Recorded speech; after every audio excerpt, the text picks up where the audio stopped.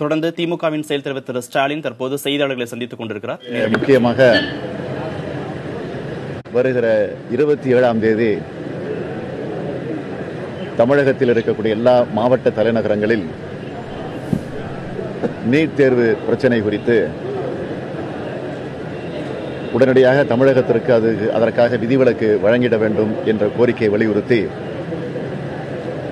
மத்திய மாநில அரசுகளுக்கு சுட்டிக்காட்டக்கூடிய வகையில் குறிப்பாக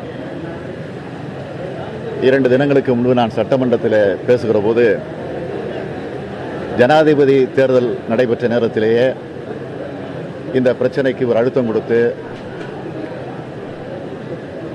மாநில அரசு அதற்கான செயல் வடிவத்தை உருவாக்கியிருக்க வேண்டும். இப்பொழுது ஒன்றும் குடிமொழிக்கு போய்விடவில்லை.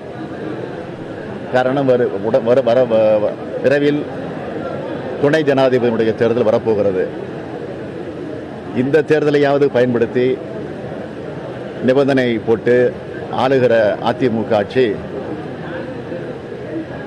நீட் தேர்வுக்கு உடனடியாக விதிவிலக்கை பெற்றுத் தருவதற்கான சூழ்நிலையில் இறங்கிட வேண்டும் என்பதை சுட்டிக்காட்டக்கூடிய வகையில் வருகிற 27ஆம் தேதி தமிழகம் முழுவதும் மனித சங்கிலி போராட்டத்தை நடத்துவதென்று முடிவு செய்திருக்கிறோம்.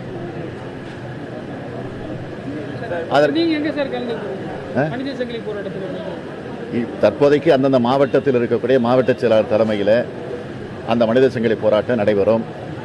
அந்த போராட்டத்தில் திமுக மட்டுமல்ல, தோழமை கட்சி சார்ந்தவர்களும் அதேபோல் எங்களுடைய போராட்டத்திற்கு ஒத்த கருத்துடைய கட்சிகளும் அதேபோல் குறிப்பாக மாணவர்களும் இளைஞர்களும் அந்த மாணவர்களை ஈண்டெடுத்திருக்கக்கூடிய பெற்றோர்களும் அதிலே பங்கேற்க இருக்கிறார்கள்.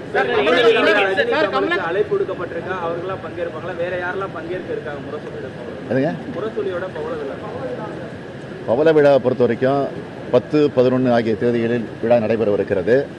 விழாவில் யார் யார் இருக்கிறார்கள் என்பதை முடிவு செய்து அழைப்புகள் அச்சடிக்கப்பட்டு அவைகளெல்லாம் உங்களுக்கு வழங்கப்படும். அப்போது யார் யார் பங்கேற்பார்கள் என்பது உங்களுக்கு தெரியும். அழுத்தம் கொடுப்பதற்காக அமைச்சர்கள் நீட் தேர்வு தொடர்பாக மத்திய அமைச்சரை சந்திப்பதற்கு இப்ப சென்று இருக்கிறாங்க. இந்த சந்திப்புக்கான நிகழ்வு நீங்க எப்படி பாக்குறீங்க? இதுக்கு முன்பாக இருந்து வலியுறுத்தி வர்றீங்க. சென்று வென்று வந்தால் எங்களுக்கு மகிழ்ச்சி. ஆனால் ஏற்கனவே மத்திய அரசிற்கு அடிபணிந்து மண்டியிட்டு இருக்கக்கூடிய சூழ்நிலை இருந்தால் அது வேதனை.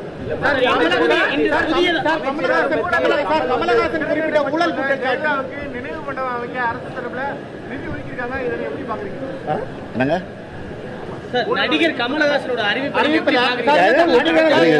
அமைச்சர்களுக்கு அதாவது கமலஹாசன் சொன்ன அந்த அறிவிப்புல ஊழல் குற்றச்சாட்டுல நீங்களும் ஓபிஎஸும் இணைந்து அவருக்கு நீங்க பேசுறீங்க. அதாவது குற்றச்சாட்டு இருக்காரு சார். விமர்சனங்களை தாங்கிக் கொள்ள முடியாத அளவுக்கு குதிரை பேர ஆட்சி இருக்கிறது. ஊழல் அரசுக்கு கமலை பற்றி விமர்சிப்பதற்கு அருகதை இல்லை என்பதுதான் என்னுடைய கருத்து. திமுக கமலை இயக்குவதாக ஜெயக்குமார் சொல்லியிருக்கார் சார். திமுகவும் ஓபிஎஸும் இணைந்து கமலஹாசனை இயக்குறாங்க அப்படின்ட்டு. திமுகவை கலைஞர் தான் இயக்கிக் கொண்டிருக்கிறார். அவருடைய இயக்கத்தில் தான் நாங்கள் எங்களுடைய பணியாற்றிக் கொண்டிருக்கிறோம். ஊழல் வழக்கில் சிறந்தங்களை பெற்ற ஜெயலலிதாவுக்கு அரசு செலவுல நினைவு மண்டபம் அமைக்கிறதுக்கான நிதி ஒதுக்கியிருக்காங்க. இது குறித்து உங்களுக்கு பார்க்க சட்டப்படி உச்சநீதிமன்றத்தால் தண்டிக்கப்பட்டிருக்கக்கூடிய ஒருவருக்கு இப்படி நினைவு மண்டபம் கட்டுவது என்பது முறைதானா என்பதை பொறுப்பில் இருக்கக்கூடியவர்கள் சிந்தித்து பார்க்க வேண்டும். புதிய குடியரசுத் தலைவர் தேர்வாக போறாங்க. மாவட்ட செயலாளர்கள் கூட்டம் முடிவடைந்த பின்பு சென்னை அண்ணா அறிவாலயத்தில் திமுக செயல் தலைவர் மு க ஸ்டாலின் செய்தியாளர்களை சந்தித்தார். அந்த காட்சிகளை நாம் பார்த்தோம். இது தொடர்பான விவரங்களை பின்னர் விரிவாக பார்க்கலாம்.